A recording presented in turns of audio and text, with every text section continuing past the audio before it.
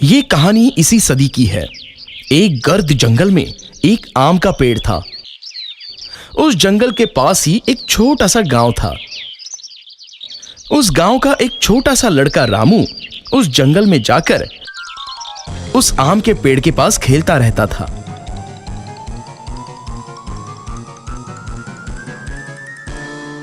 वो उस पेड़ पर चढ़ता, आम खाता और बाद में आराम से उस पेड़ के नीचे एक नींद की झपकी लेता। रामू को पेड़ के साथ खेलना अच्छा लगता, तो उस आम के पेड़ को भी खुशी होती। अब रामू रोज उस पेड़ के साथ नहीं खेलने लगा।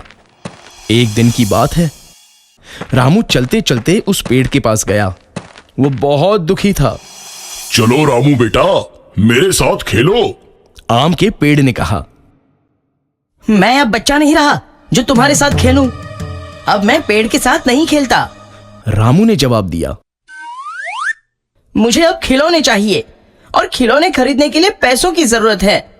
रामू आगे बोला, माफ करो बेटा, पर मेरे पास पैसे नहीं है, परंतु तुम आम तोड़ सकते हो और उसे बाजार में जाकर बेचकर पैसे कमा सकते हो। रामू ये सुनते ही खुश हो गया।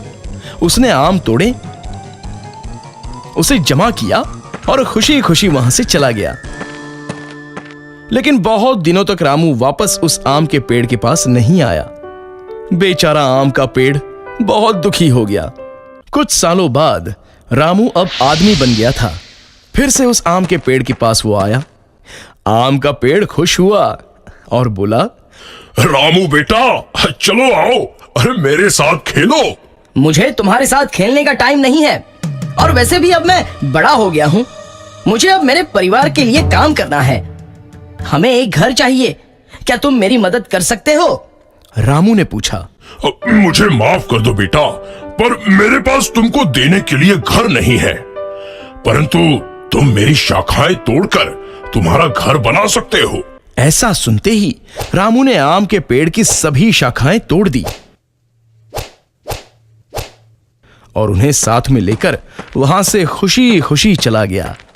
शाखाएं टूटने के बावजूद आम का पेड़ खुश था, परंतु रामू उसके बाद नहीं आया और पेड़ बेचारा बहुत दुखी हुआ।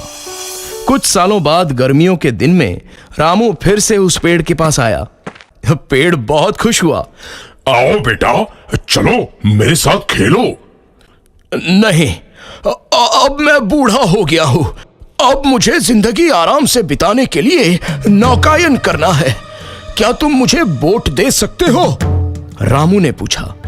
इस पर पेड़ बोला, मेरे तना का इस्तेमाल करो और बोट बनाओ, फिर तुम नौकायन को जाके खुश रह सकते हो। फिर क्या था, रामू ने उस पेड़ का तना भी काट लिया और उससे एक बोट बनाई और नौकायन को चला गया।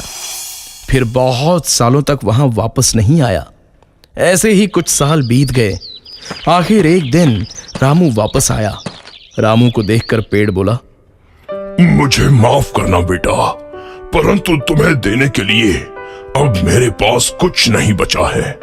आम तो कभी के खत्म हो गए। रामू बोला, कोई बात नहीं, अब मेरे दांत भी तो नहीं है आम खाने के लिए।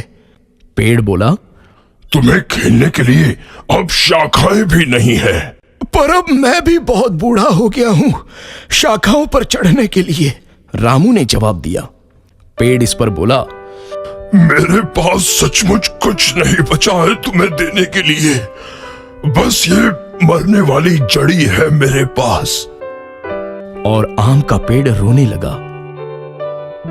अब मुझे किसी भी चीज की जरूरत नहीं है। अब मैं थक गया हूं, बस आराम करना चाहता हूं। रामू बोला। पेड़ बोला, तो फिर तो अच्छा है, पेड़ की जड़ें आराम के लिए सबसे अच्छी जगह होती हैं। आओ मेरे पास बैठो और आराम करो। रामू नीचे बैठा। आम का पेड़ खुश हुआ और वो रोने लगा।